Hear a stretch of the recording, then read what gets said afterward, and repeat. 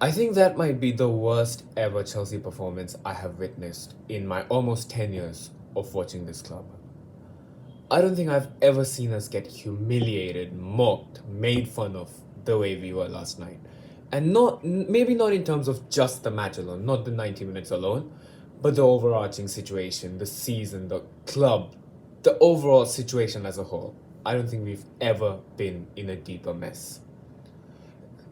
We've had bad results, we've had bad times. I remember the 6-0 loss against Man City, but nothing has been more embarrassing than yesterday. Where are we now? Chelsea 3. Sorry. Why did I even utter those words? Chelsea 0, PSG 3, 8-2 to PSG on aggregate. Our heaviest defeat in a UCL knockout tie ever in our history. Ever. This, by the way, this was 8 months ago. And it just goes to show how quickly things can change in football. We witnessed it ourselves when 2022 new ownership walked in. We witnessed how quickly things change, how quickly a team can fall from great height. And now we are seeing it within this same ownership again, when they finally created some sort of structure, finally got in a man that aligned with their vision, finally someone who was able to bring success within their financial restrictions, within their model. And then they sacked him. Sacked him, Maresca leave, whatever happened. But now we have Rosinha, who I don't think knows how to get the best out of these players. We don't have a competent squad. And I think, just like 2022, we could see another major collapse and another full shuffling. I think Enzo Fernandez, Palmer, Reece James just signed another deal, so I don't know, Caicedo, Cucurella, Wesley Fofana,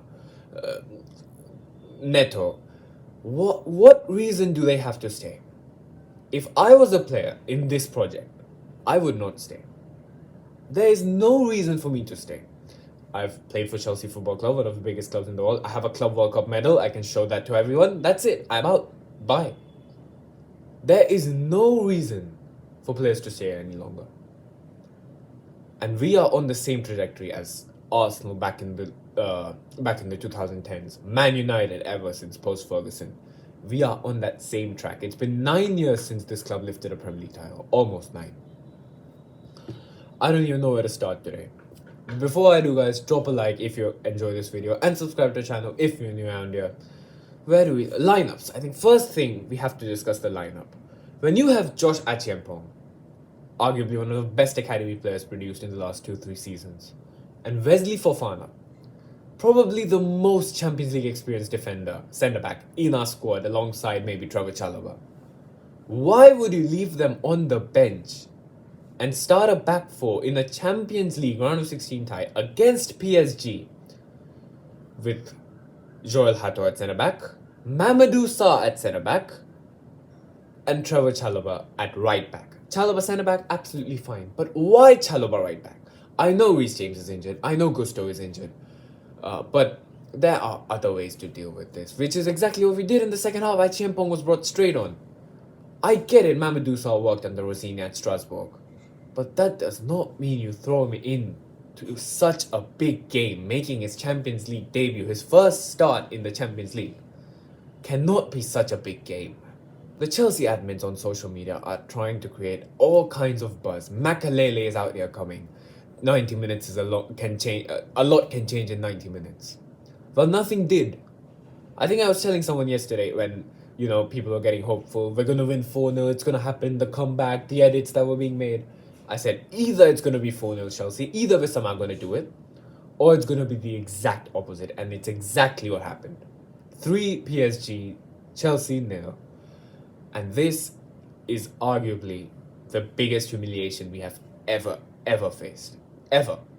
I'm not exaggerating. This is the biggest humiliation we have ever faced. All that build-up, all that anticipation. Midfield and attack was fine. That's the attack we have, the midfield we have. That's what we were supposed to put out. But once again, the defense cost us the game. Jorgensen last week and then Mamadou Sarr this week. Why make such risky decisions, Liam Rosinha? Why? The game begins, first 5 minutes, the ball is in their half, okay? So there's at least some sort of, we're putting on the pressure, we're trying. João Pedro gives away a free kick. The goalkeeper puts a long ball towards our box. Mamadou Sarr cannot control it, miscontrols it. Kvaratskhelia in, takes a shot. Sanchez could have maybe done a bit better. 1-0, and that's it. It's over. The tie is over. 6 minutes in, we go 1-0 down. 6-2 on aggregate. That's it. And the worst thing is, I know we are attacking, we are going to leave space behind. 10 minutes later, Barcola. 7-2. And we couldn't even get a goal. At the bridge. We couldn't even score a goal. And then, of course, after that, there's nothing to say in this game. Half time, and then they just go and get a third. I don't even remember which minute it was. Somewhere in the 60 minutes. The thing that annoyed me the most. 83rd minute. Trevor Chalobah, by the way, Trevor Chalobah is also injured. So our one sort of fit, competent centre-back this season is also injured. Is it going to be Achiempong and Mamadou Sarr next weekend against Everton? It probably has to. We have no other options. So Fofana will be there. But when Chalobah is injured on the floor, he's being treated. In the 82nd minute, when you're 8-2 down on aggregate, 8-8. Remember, 8-2. Garnacho is being passed a note from Liam Rosinha. A tactical note, which he has to go give to Tosin. What is he telling Tosin in the 82nd minute when we're 8-2 down? Now that I think about it, it's probably some defensive thing that Chalobah's injured. But that's exactly the kind of thing that annoys people off when you're down 8-2, you've done nothing all game, and then you're trying to show that you're thinking of something. There's no point. And that's the thing. We've had rumors coming out this week that maybe Rosinha is going to be sacked at the end of the season. Well, then who comes in? Who comes in? The current Strasbourg manager, Gary O'Neill? Is he going to manage Chelsea? We won't be in the Champions League next season. It doesn't look like. If players actually start leaving the current crop that we have, the little bit of quality that we have, colepalmer, Enzo Fernandez, Reece James, Caicedo, João Pedro, Sanchez, Colville, Cucurella, if this bunch leaves, we are in an even greater mess, because now that the opening 2 years have gone and everyone's seen this project for what it really is, now no competent quality players are signing for this club.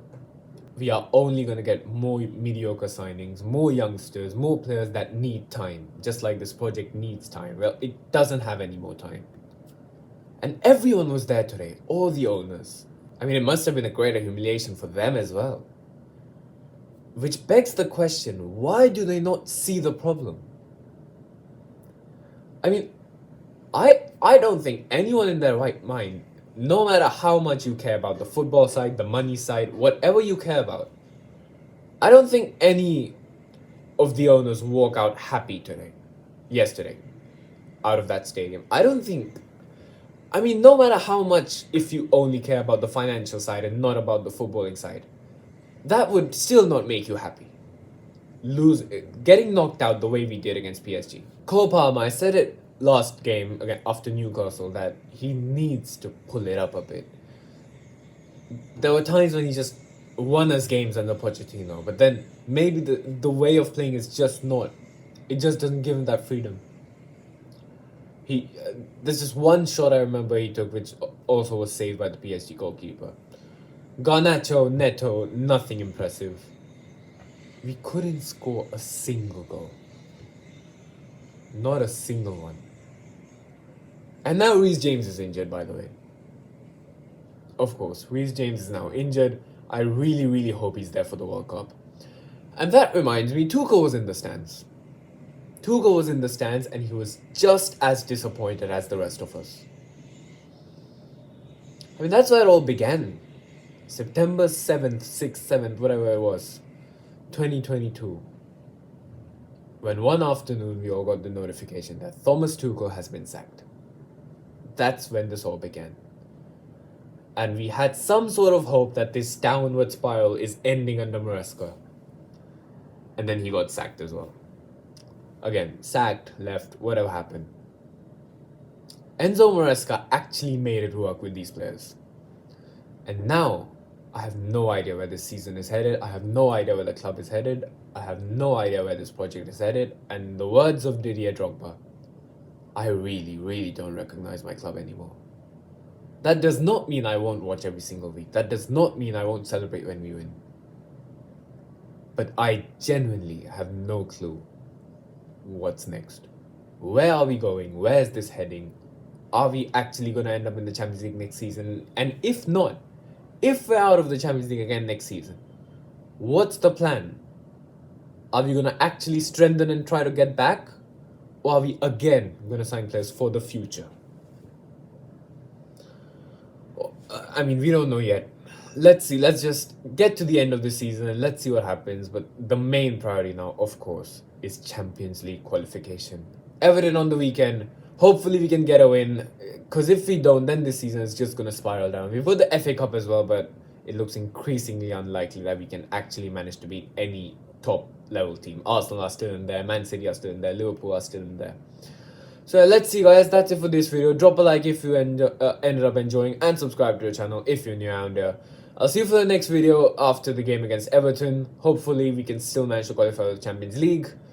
Let's just try to recover whatever we can. The calls for changes in terms of the directors, the manager, that's broader things. But let's at least try to keep that should be the main aim of the club, to keep the results somewhat afloat and not let them absolutely sink down in this end of the season. Let's hope we can still get into the top 4, top 5, whatever it takes for Champions League. And I'll see you then, guys. Have a good day and goodbye.